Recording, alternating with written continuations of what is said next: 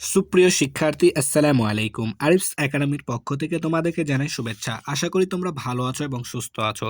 আজকে আমি তোমাদের বিজ্ঞান বইয়ের পৃষ্ঠা নম্বর 25 অর্থাৎ 2 অধ্যায় এর অনুশীলনীর প্রশ্নগুলো সমাধান করে দেখাবো।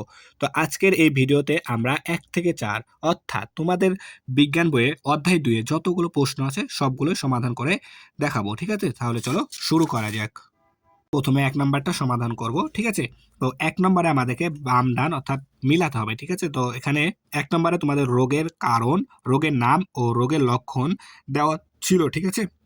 তো সেগুলো আমাদেরকে মিলাতে হবে। তো ঠিক আছে? আমি এখানে একবারে উত্তর তুলে নিয়েছি। ঠিক আছে? তো এগুলো রোগের কারণ, এরপরে রোগের নাম, তারপরে হচ্ছে কি রোগের লক্ষণ। ঠিক আছে? তো দেখো, আক্রান্ত রোগীর স্পর্শ, চোখ ওঠা, পিছুটি সহ লাল চোখ। ঠিক আছে? এগুলা একবারে কিন্তু উত্তর। ঠিক আছে?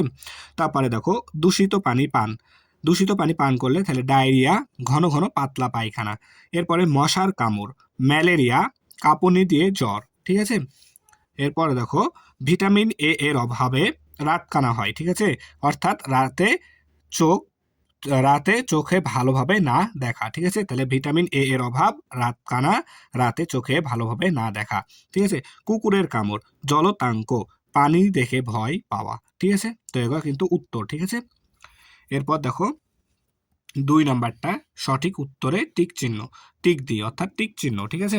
তো টিক চিহ্ন দেখো, 1 নাম্বারটা বলেছে যে নিচের কোনটি সংক্রামক রোগ। ঠিক আছে? গ নাম্বার ম্যালেরিয়া। ঠিক আছে? তাহলে সংক্রামক রোগ হচ্ছে কি ম্যালেরিয়া।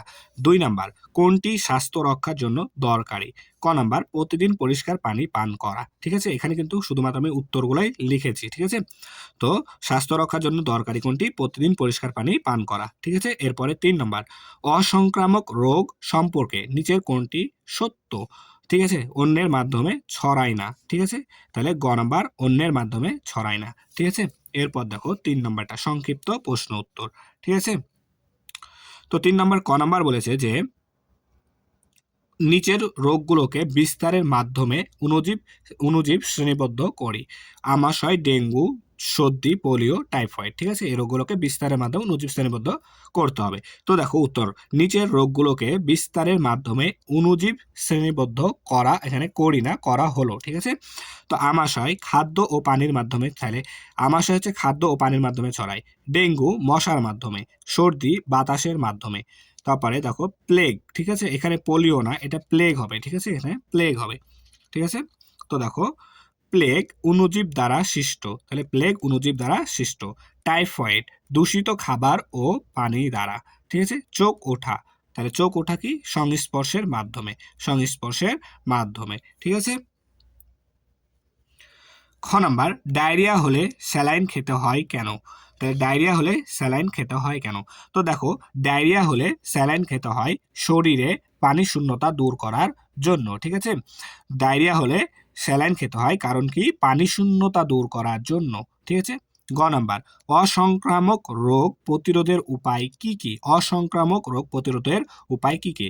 তো উত্তর, অসংক্রামক রোগ রোগ প্রতিরোধের উপায় স্বাস্থ্যকর খাবার খাওয়া, নিয়মিত ব্যায়াম করা, পরিষ্কার পরিচ্ছন্ন থাকা, ধূমপান না করা। ঠিক আছে?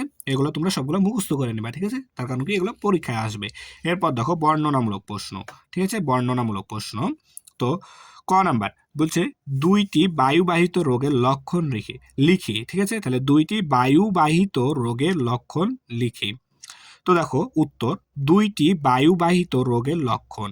সর্দি কাশি 1 নম্বর। ঠিক আছে? নাক দিয়ে পানি পড়া, হাঁচি হওয়া, গলা ব্যথা, হালকা জ্বর। ঠিক আছে? তাহলে সর্দি কাশি কি নাক দিয়ে পানি পড়বে, হাঁচি হওয়া, গলা ব্যথা, হালকা জ্বর। এরপর যক্ষা দীর্ঘদিন কাশি, কাশির সাথে কফ বা রক্ত আসা, ওজন কমে যাওয়া, রাতে ঘাম। ঠিক আছে? এগুলো কি বায়ুবাহিত রোগ। তাহলে বায়ুবাহিত রোগ কিন্তু সর্দি কাশি যক্ষা, আর এদের লক্ষণ হচ্ছে যেগুলা নাক দিয়ে পানি পড়া, এখানে যক্ষার হচ্ছে দীর্ঘদিন কাশি। ঠিক আছে? এগুলো হচ্ছে কি লক্ষণ, আর এগুলো হচ্ছে কি রোগ। ঠিক আছে? বায়ুবাহিত রোগ।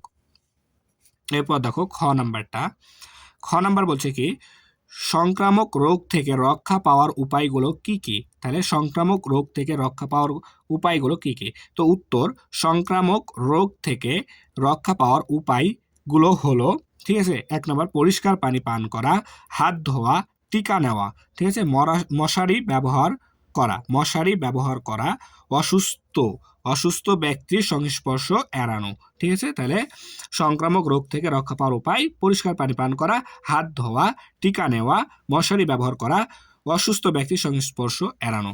এরপর দেখো লাস্ট একটাই আছে, ঠিক আছে, গ নাম্বারটা। তো গ নাম্বার দেখো, প্রশ্নটা পড়ি। তো গ নাম্বার দেখো বলছে কি, গ নাম্বারটা বলছে কি যে দৈনন্দিন জীবনে স্বাস্থ্য রক্ষার জন্য কোন কোন অনুশীলন করি তা লিখি, ঠিক আছে। দৈনন্দিন জীবনে স্বাস্থ্য রক্ষার জন্য কোন কোন অনুশীলনগুলো করা দরকার বা আমরা করি তা লিখতে হবে। তো দেখো উত্তর, দৈনন্দিন জীবনে স্বাস্থ্য রক্ষার জন্য আমরা যা অনুশীলন করি, ঠিক আছে, তা হলো 1 নম্বর সময় মতো খাবার খাওয়া, পরিষ্কার থাকা, ব্যায়াম করা, বিশুদ্ধ পানি পান করা, পর্যাপ্ত ঘুমানো, ঠিক আছে। তাহলে 5টা পয়েন্ট আছে এখানে, কি সময় মতো খাবার খাওয়া, পরিষ্কার থাকা, ব্যায়াম করা, বিশুদ্ধ পানি পান করা, পর্যাপ্ত পরিমাণে ঘুমানো, ঠিক আছে। তাহলে আশা করি তোমরা উত্তরগুলো বুঝতে পেরেছো। তাহলে আজকে এ পর্যন্তই। ভিডিওটি ভালো লাগলে অবশ্যই লাইক কমেন্ট শেয়ার করতে ভুলবে না এবং পরবর্তী ভিডিও সবার আগে পেতে আমাদের চ্যানেলটি সাবস্ক্রাইব করো। আল্লাহ হাফেজ। আসসালামু আলাইকুম ওয়া রাহমাতুল্লাহ।